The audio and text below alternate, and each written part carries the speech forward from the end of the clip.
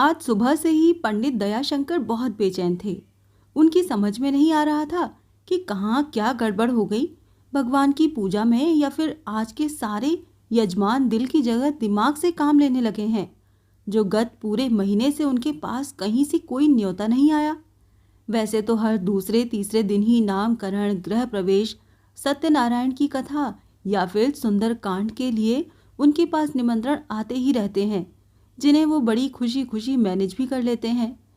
इन आयोजनों से उनकी रोजी रोटी बड़े मज़े से चलती रहती है, पर इस बार तो अति ही हो गई। पूरा महीना होने को आया, किसी ने कुछ करवाया ही नहीं। यूं तो रोज़ ही वो 3 सोसाइटियों के मंदिर में सुबह शाम पूजा पाठ करने जाते हैं, जिसकी उन्हें हर महीने 8,000 रुपये प्रति सोसाइटी के हिसाब से तनख्वाह मिलती है। 24,000 रुपये कुल तनख्वाह है, और ऊपर से चढ़ावे के तीनों सोसाइटियों के 3 से 4,000 रुपये तक आ जाया करते हैं। पर असली कमाई तो यजमानों द्वारा घर बुलाकर पूजा पाठ करवाने से होती है, जिसमें वीआईपी ट्रीटमेंट, बढ़िया खाना, दान दक्षिणा और फल मेवा आदि मिलते हैं। यही सब सोचते सोचते उनकी आंख लगी ही थी, और जब तक कि वो गहरी निंद्रा में जा पाते तभी उनके मोबाइल की घंटी बज उठी। उन्होंने फ़ोन उठाया तो सोसाइटी की ही एक निवासी मिसेस गुप्ता का फ़ोन था। कैसे हैं पंडित जी? हम लोग कुछ दिनों पहले ही कैलाश मानसरोवर की यात्रा करके लौटे हैं। सोच रहे हैं कि कथा करवा लें। आप बताइए कब करवाना ठीक रहेगा? पंडित जी एकदम बेड पर उचक कर उकड़ू बैठ गए, और उनके होठों पर एक मुस्कान फैल गई। जिह्वा पर दसियों व्यंजनों का स्वाद छाने लगा। मन ही मन भगवान को धन्यवाद देते हुए उन्होंने स्वयं को संयत किया और सुमधुर स्वर में बोले, नमस्कार भाभी जी, कैसी रही आपकी यात्रा? ये तो बहुत बढ़िया विचार है आपका। किसी भी तीर्थ की पूर्ति तब तक नहीं होती जब तक कि सत्यनारायण जी की कथा न करवाई जाए। कब करवाना है भाभी जी? इसीलिए तो आपको फ़ोन किया है। आप बताइए कब का मुहूर्त ठीक रहेगा? वैसे हमें संकोच हो रहा था आपको फ़ोन करते हुए, क्योंकि आपकी अभी 15 दिन पहले ही शादी हुई है ना। पर हमने सोचा पहले आपसे पूछ लें, यदि आप फ्री नहीं होंगे तो फिर हम दूसरे पंडित जी बुला लेंगे। अरे नहीं नहीं भाभी जी, इसमें संकोच की क्या बात है। शादी ब्याह तो जीवन की एक प्रक्रिया है, सो हो गई। बाकी आपको तो पता ही है, हम तो भगवान के भक्त हैं भाभी जी। मैं आपको आधे घंटे में फ़ोन करता हूँ, पंचांग देखकर कि कब का शुभ मुहूर्त है। पंडित जी ने जल्दी से बात समाप्त करके फ़ोन काट दिया और कमरे में खुश होते हुए इधर उधर चक्कर काटने लगे। चक्कर काटते काटते वो सोच रहे थे, हे प्रभु, तू कितना ध्यान रखता है अपने भक्तों का। इतने दिनों से बढ़िया खाना और वीआईपी ट्रीटमेंट के लिए तरस गया था मैं। यूं तो आजकल पंडिताइन भी खाना बनाती है, पर एक तो वो नई है, दूसरे घर में कुछ भी बनाओ खर्चा तो अपना ही होना है। यजमान तो जी भरकर खिलाते ही हैं, साथ ही पंडिताइन के लिए बांध भी देते हैं। तभी उन्हें ध्यान आया कि अभी तो भाभी जी को फ़ोन भी करना है, कहीं भाभी जी अपना मन बदल न दें। सो उन्होंने फटाफट मिसेस गुप्ता को फ़ोन मिला दिया। भाभी जी, कल का मुहूर्त सबसे अच्छा है। वैसे भी तीर्थ से आने के बाद शीघ्र अतिशीघ्र कथा करवा लेना चाहिए, तभी तीर्थ यात्रा सफल होती है। पर पंडित जी, इतनी जल्दी सब व्यवस्था कैसे हो पाएगी? मिसेस गुप्ता ने कुछ चिंतित स्वर में कहा। अरे भाभी जी, मेरे रहते आप उसकी ज़रा भी चिंता मत कीजिए।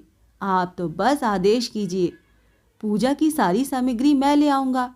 आप सिर्फ पूजा वाला भोजन और भगवान का भोग प्रसाद बना लीजिएगा। ठीक है पंडित जी, तो कल ही रख लेते हैं। वैसे भी हमें आए 1 सप्ताह हो गया है, और अधिक लेट नहीं करेंगे। सो कल आप आ जाइएगा। और हाँ, कल आपका और पंडिताइन का भोजन हमारे यहाँ से ही रहेगा। मिसेस गुप्ता ने खुश होते हुए कहा। ठीक है भाभी जी, मैं कल सुबह 10 बजे आ जाता हूँ। जी पंडित जी। पंडित जी खुश होते हुए कल की तैयारी में लग गए। उन्होंने अपनी अलमारी खोली और पूजा में प्रयोग की जाने वाली समस्त सामग्री एक थैले में भरकर रख ली, ताकि सुबह कोई हड़बड़ाहट न हो। कहते हैं ना, मन चंगा तो कटौती में गंगा। सो पंडित जी का मन तो आज बल्लियों उछाल ले रहा था। उस पर नई नवेली पत्नी बगल में हो तो फिर क्या कहने। सो पंडित जी ने अपनी खूबसूरत पत्नी को खींचकर अपने सीने से लगाया और चैन की नींद सो गए। अगले दिन सुबह सुबह बढ़िया कलफदार पीली धोती और पीला कुर्ता पहन, कंधे पर जरी के बॉर्डर वाला गमछा डाल, बिना नाश्ता पानी किए पंडित जी निकल पड़े अपने यजमान के घर। सत्यनारायण की कथा कराकर मिसेस गुप्ता ने डाइनिंग टेबल पर पंडित जी के लिए थाली लगा दी। आहा हा, थाली में खीर, पूरी, हलवा, पनीर की सब्जी, बूंदी का रायता और पुलाव देखकर तो पंडित जी की बाँछें खिल गईं। तृप्त होकर भोजन किया। मिसेस गुप्ता ने चलते समय एक टिफिन और बैग दिया और बोली, पंडित जी, ये भाभी जी के लिए भोजन है और ये चढ़ावे का सामान है और आप दोनों के कपड़े हैं। पंडित जी ने खुशी खुशी सामान लिया और मन ही मन भगवान को धन्यवाद दिया। हे प्रभु, तू ऐसे ही अपने इस भक्त की पुकार सुन लिया कर और हर दूसरे तीसरे दिन ऐसे ही यजमानों से अपनी मुलाकात करवा दिया कर, तो अपनी घर गृहस्थी बढ़िया चलती रहेगी। अपनी शादी में मिली नई निकोर पल्सर बाइक पर पंडित जी ने अपना सामान बांधा और चल दिए। घर पहुंचकर तो उनके पास बेड पर लमलेट होने के अलावा कोई चारा ही न था, क्योंकि महीने भर बाद मिले इतने स्वादिष्ट भोजन को पचाने के लिए अब विश्राम करना बेहद आवश्यक था।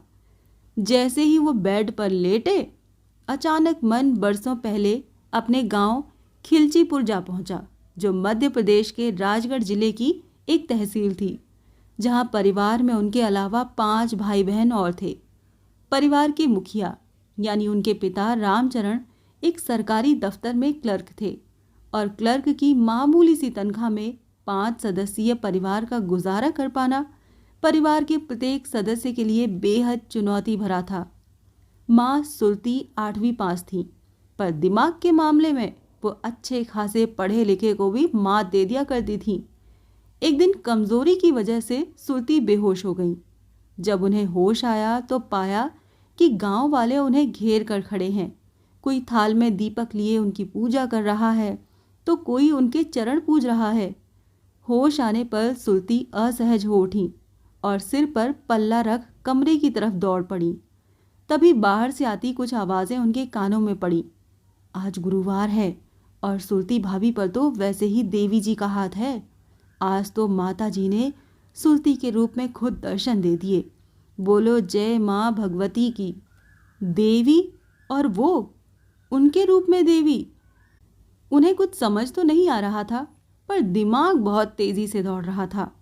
कुछ सोच विचार कर बेहोशी का परिणाम एक बार फिर देखने के लिए अगले गुरुवार को उन्होंने बेहोश होने की एक्टिंग कर डाली। ये क्या, इस बार तो आसपास के गांव के लोग ही उनके चारों तरफ जमा हो गए, पर इस बार होश में आने पर भी वो अंदर की तरफ दौड़ न लगाकर वहीं बैठी रहीं। बस अपने सिर का पल्ला थोड़ा ठीक कर लिया। पिछली बार की अपेक्षा इस बार देवी के रूप में उनके चरण छूकर मुद्रा भी लोगों ने चढ़ाई और कुछ फल आदि भी। फिर क्या था, सुरती देवी पर हर गुरुवार देवी आने लगी। धीरे धीरे आसपास के गांव से भी लोग देवी के दर्शन करने और अपनी समस्याएं लेकर उनके पास आने लगे और अब देवी की कृपा से घर की आर्थिक विपन्नता भी काफी हद तक काबू में आने लगी थी। घर वाले भी खुश और आने वाले भी खुश। पंडित जी को याद आया कि उस समय वो गांव के स्कूल में ही 12वीं कर रहे थे, जब एक दिन उनकी माँ सुरती देवी ने उन्हें अपने पास बिठाकर कहा, देख बेटा, बहुत ज़्यादा तो हम तुझे पढ़ा लिखा नहीं पाएंगे और न ही तू पढ़ पाएगा। मैं चाहती हूँ कि तू अब से मेरी मदद किया कर। इससे मुझे तो आराम मिलेगा ही, साथ ही तू लोगों को डील करना और उनकी मानसिकता को समझना भी सीख जाएगा।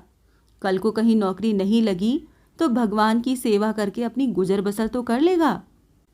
आने वाले नवरात्र से मैं 9 दिनों तक माँ का दरबार लगाऊंगी, तुम उसमें मेरी मदद करना। पर माँ, मैं तेरी क्या मदद कर पाऊंगा?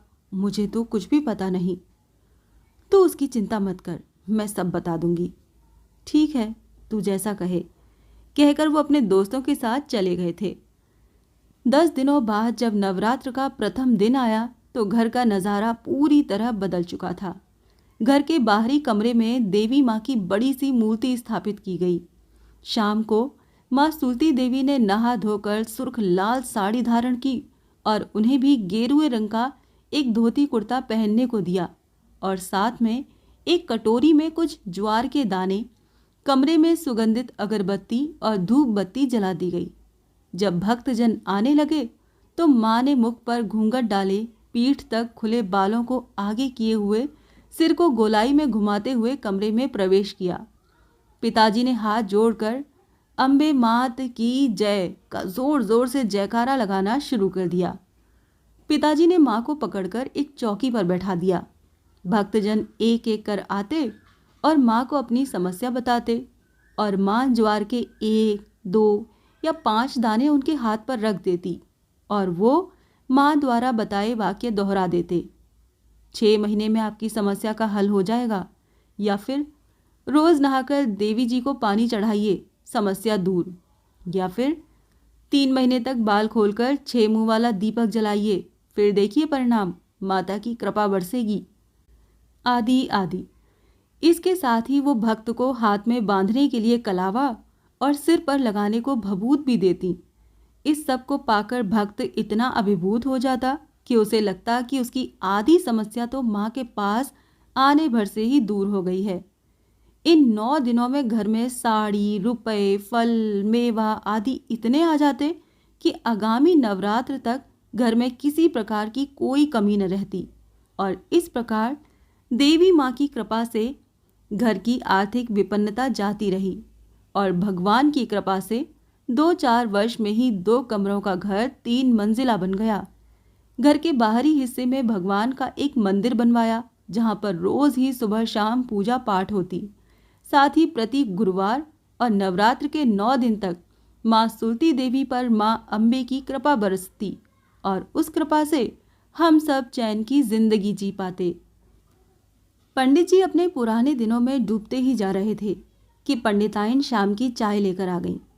पंडित जी उठकर बैठे और बोले, भोजन कर लिया था ना पंडिताइन? हमने तो इतना छक्कर खाया कि बैठने तक का दम नहीं बचा था। बड़े दिनों बाद इतना स्वादिष्ट भोजन मिला था। दाल रोटी खा खाकर ऊब गए थे हम। भोजन तो स्वादिष्ट था ही जी, हमें तो उनकी दी हुई साड़ी बहुत पसंद आई। अगली बार कहीं जाएं तो सूट लेकर आइएगा। अपनी नई नवेली दुल्हन की फरमाइश सुनकर पंडित जी पहले तो हंसे, फिर मुस्कुराते हुए बोले, पंडिताइन, हम किसी से फरमाइश तो नहीं करते, पर हाँ, देवी जी भी अब आधुनिक हो गई हैं, उन्हें भी अब हर तरह के परिधान चढ़ाना पुण्यदायक होगा। ऐसा कहकर यजमान को देवी जी की मंशा बता देंगे तो कुछ लोग चढ़ावे में सूट भी ले ही आएंगे।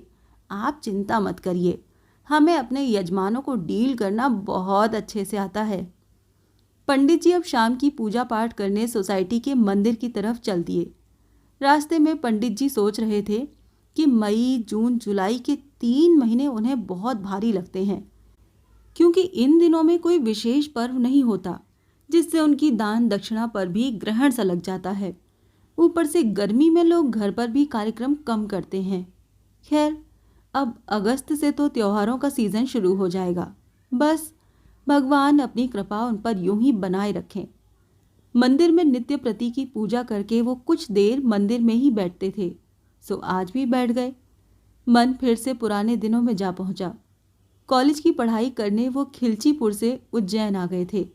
यहाँ आकर ही कुछ ही दिनों में वो समझ गए थे कि देश में सुरसा की तरह पांव पसारे बेरोजगारी की गिरफ्त में आने से बचने के लिए उन्हें जी तोड़ मेहनत करके आम युवाओं की तरह नौकरी के लिए कोशिशें करनी होंगी, या फिर माँ की तरह कोई जुगाड़ करनी होगी। उज्जैन यूं भी बहुत धार्मिक शहर है, जहाँ हर 4 कदम पर एक न एक मंदिर अवश्य मिल जाता है। इसी ऊहा-पोह के बीच वो एक दिन पास के ही मंदिर में जा पहुँचे और मन ही मन बोले, हे भगवान, अब तू ही रास्ता दिखा। यहीं उनकी मुलाकात मंदिर के पुजारी समर्थ दास से हुई। जब भी मंदिर में किसी विशेष अवसर पर कोई पूजा होती तो समर्थ दास उन्हें अपनी मदद के लिए बुला लिया करते और मंदिर में आई दान दक्षिणा व चढ़ावे में से कुछ हिस्सा उन्हें भी दे दिया करते। धीरे धीरे उन्हें ये समझ आ गया कि यही वो व्यवसाय है जहाँ 2-4 मंत्र बोलने और कुछ धार्मिक ज्ञान बघाड़ने से अच्छी खासी कमाई की जा सकती है। और काफी दिनों के समुद्र मंथन के बाद एक दिन उन्होंने अपनी इच्छा गुरु समर्थदास के समक्ष व्यक्त कर दी। गुरुजी पहले तो मुस्कुराए, फिर बोले, क्यों करना चाहते हो तुम ये सब? गुरुजी, इसमें लेना एक न देना दो, बस भगवान का दूत ही तो बनना है और कुछ मंत्रों का ज्ञान ही तो प्राप्त करना है। सो आपके सानिध्य में मैं प्राप्त कर लूंगा, बस आप तो मुझे अपना चेला बना लो।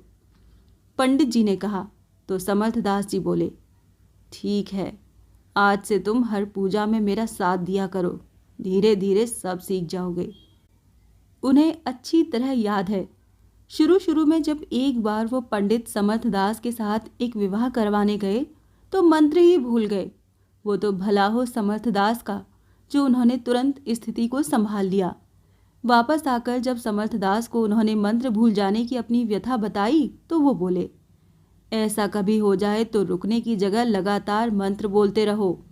यजमान को कुछ नहीं पता कि हम कौन सा मंत्र बोल रहे हैं। धीरे धीरे वो मंत्रों के अभ्यस्त होते गए और एक मंदिर के पुजारी बन गए। यहाँ पर वो भगवान के दूत होते, लोग उन्हें सिर पर बैठा कर रखते, उनसे उम्र में दुगने चौगुने बड़े लोग उनकी चरण वंदना करते और जमकर दान दक्षिणा देते। इससे उनकी जिंदगी आराम से चल रही थी और अब तो पंडिताइन भी आ गई थी। बस भगवान की कृपा उन पर सदा बरसती रहे। जय प्रभु की। पंडित जी नमस्कार, मुझे अपने बेटे के लिए मंगल दोष की पूजा करवानी है, बताइए कब करवाएं? एक महिला स्वर से पंडित जी की तंद्रा टूटी और वो मन ही मन भगवान को धन्यवाद देते हुए बोले, आइए आइए माता जी, देखिए मंगल दोष की पूजा मंगलवार के दिन मंगलनाथ मंदिर में ही करवाना श्रेष्ठ होता है और मंगल परसों ही है, तो परसों करवा देते हैं। ठीक है पंडित जी, हम अपने बेटे के साथ आ जाएंगे। पूजा की सामग्री तो आप ले ही आएंगे, उसकी कीमत हम आपकी दक्षिणा के साथ ही आपको दे देंगे। कहकर वो देवी जी चली गईं। वो मन ही मन खुश हो गए क्योंकि हर पूजा में सामग्री तो वो खुद ही लाना चाहते हैं ताकि सामग्री का खालिस पैसा उन्हें मिल जाए, क्योंकि एक बार प्रयोग की गई सामग्री को ही वो बड़े आराम से बार बार प्रयोग कर लिया करते हैं और यही उनकी असली बचत होती है। सो खुश होते हुए उन्होंने अपना झोली डंडा उठाया और मन ही मन भगवान तेरी कृपा यूं ही बरसती रहे सोचते हुए बाइक स्टार्ट करके अपने घर की तरफ चल दिए।